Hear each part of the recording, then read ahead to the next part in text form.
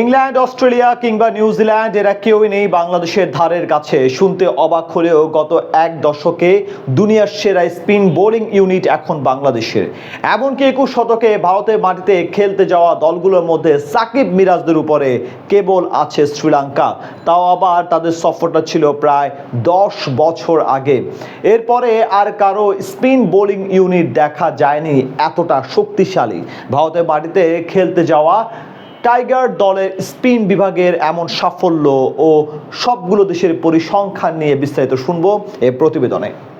গত 4 থেকে 5 বছরে বাংলাদেশের পেস ইউনিটে এসেছে আমূল পরিবর্তন।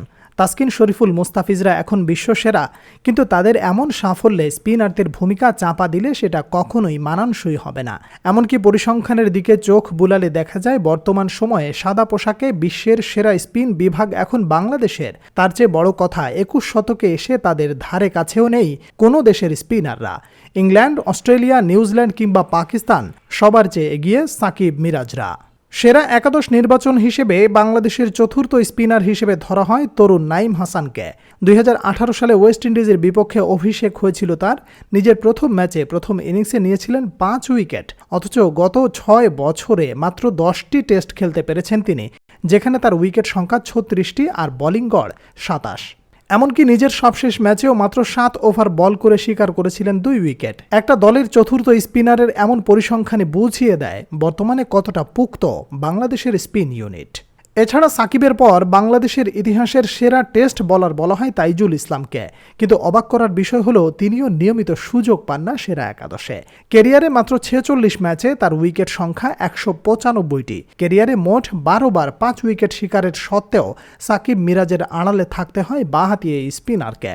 অন্যদিকে টেস্টে বাংলাদেশের সর্বোচ্চ উইকেট শিকারী এখন সাকিব আল হাসান, তার উইকেট সংখ্যা 242টি। ভারতের বিপক্ষে মাত্র 8 উইকেট পেলেই ঢুকে যাবেন 250 উইকেট ও 4000 রানের এলিট প্যানেলে।